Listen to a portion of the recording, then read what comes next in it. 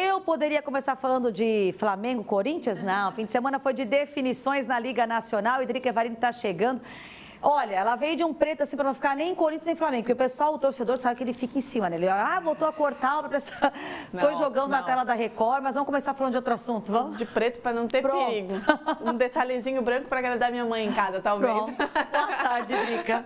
Boa tarde, Sabrina. Boa tarde a todos que estão assistindo ao Balanço Geral. Definições na Liga Nacional de Futsal, terminou a primeira fase e o Tricolor ficou no empate em 1-1 com o Magnus lá em Sorocaba, resultado que manteve o Jack na quinta colocação.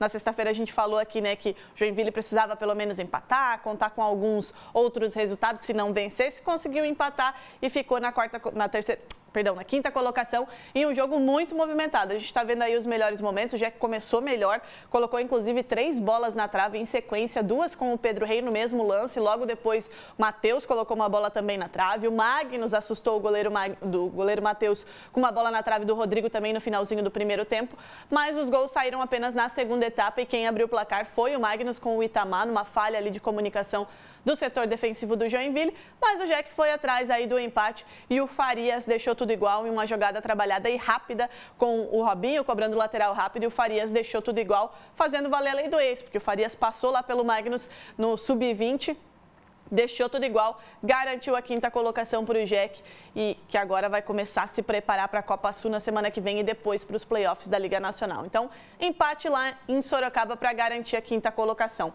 Aqui na Arena Jaraguá, teve jogo também, né? Porque foi a super rodada da Liga Nacional, todos os jogos no mesmo dia e no mesmo horário. E o Aurinegro atropelou o Cruzeiro para fechar essa primeira fase e garantir o G4. 9-0 para o Jaraguá, com 3 gols do Ian, hat-trick aí do Ala, que inclusive estava de aniversário na semana passada, 2 do capitão Leco, Juan, Nenê Ribeiro, William e o Santiago também marcaram para fechar essa goleada em 9-0 diante da torcida aurinegra. Com esse resultado, Jaraguá manteve aí a quarta colocação, se manteve no G4, jogando diante do torcedor Jaraguá, que é o atual campeão da Liga Nacional. A gente já imaginava, né, que seria um jogo tranquilo para o Jaraguá, já que o Cruzeiro, durante toda a competição, ficou na parte de baixo da tabela de classificação e aí não tomou conhecimento do time mineiro, goleou para garantir essa quarta colocação. E aí eu já vou pedir para ti colocar aqui na tela a arte que a gente preparou para mostrar como é que ficaram essas oitavas de final da Liga Nacional com esses últimos resultados. A gente ficou com estes confrontos e este chaveamento. Atlântico garantiu a primeira colocação, enfrenta o Umuarama nas oitavas de final. Quem vencer desse confronto vai enfrentar nas quartas de final Cascavel ou Marreco. Esse vai ser um jogo muito equilibrado, a gente sabe de toda a rivalidade que existe no futsal paranaense. Inclusive o Paraná colocou os 6 representantes nos playoffs da Liga Nacional, foi o único estado que conseguiu garantir todo mundo. Então, Cascavel e Marreco, quem vencer enfrenta quem vencer de Atlântico e Umuarama nas quartas de final. Jack Futsal enfrenta o Vélez Camaquã e depois Jaraguá enfrenta o Minas e aí a gente pode ter nas quartas de final o grande clássico, né, o maior clássico do futsal brasileiro. Se Jack e Jaraguá garantirem a sua classificação, se enfrentam já nas quartas de final. Do outro lado da chave, ou seja, estes times do lado de cá só enfrentam os times do lado de lá numa eventual final. Então, do outro lado da chave, o Praia enfrentando o Foz Cataratas, quem vencer enfrenta nas quartas de final mais um confronto paranaense, o vencedor de Campo Mourão e Pato.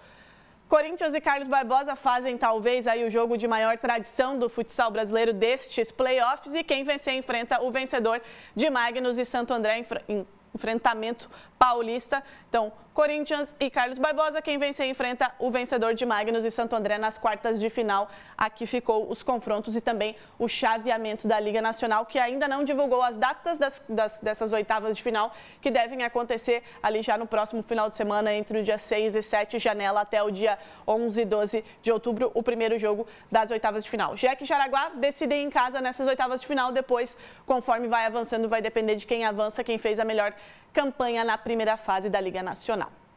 Agora falando de futebol, vamos também falar de resultado aqui. 4 resultados no fim de semana do Campeonato Brasileiro que chamaram a atenção. O Vasco vencendo o Cruzeiro por 2-0, Cruzeiro brigando lá na parte de cima, né, da tabela de classificação da Série A. No G4 foi superado pelo Vasco por 2-0.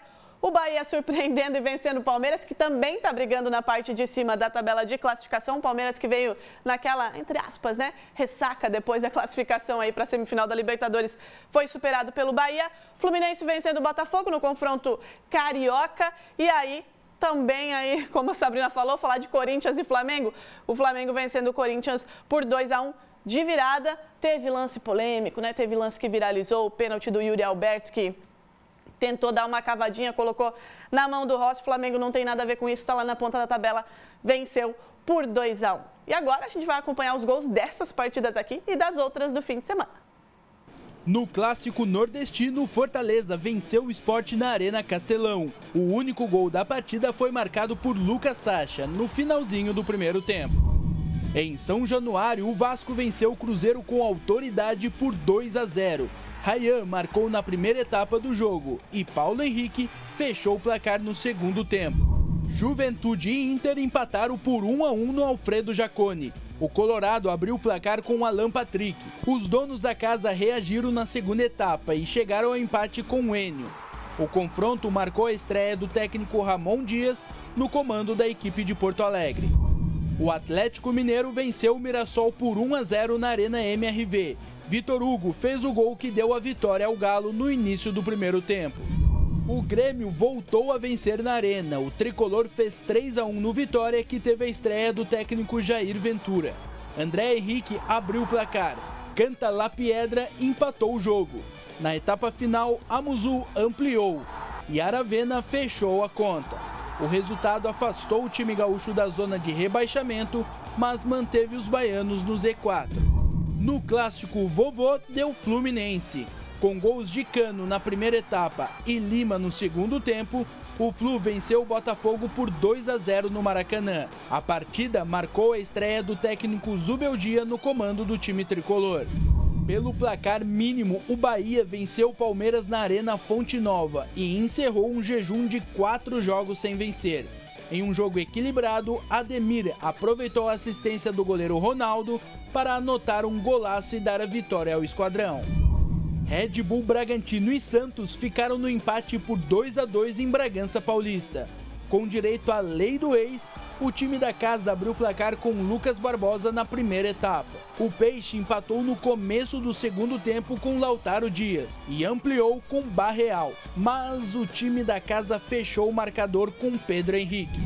Fechando as partidas do fim de semana em transmissão exclusiva da NDTV Record, o Flamengo venceu o Corinthians por 2-1 na Neoquímica Arena. Yuri Alberto abriu o placar para os donos da casa. A virada rubro-negra veio na segunda etapa. Arrascaeta empatou. E já no fim, Luiz Araújo colocou os visitantes na frente. Tá aí, né, Sabrina? Jogão, resultado inesperado, ação inesperada do Yuri Alberto, né? Só teve jogão e esse, principalmente, aqui na tela da NDTV Record. É isso. Começamos falando dele, encerramos então o esporte hoje com os gols. Valeu, Drica. Ótima tarde. Até amanhã. Boa tarde para você e para quem tá em casa também.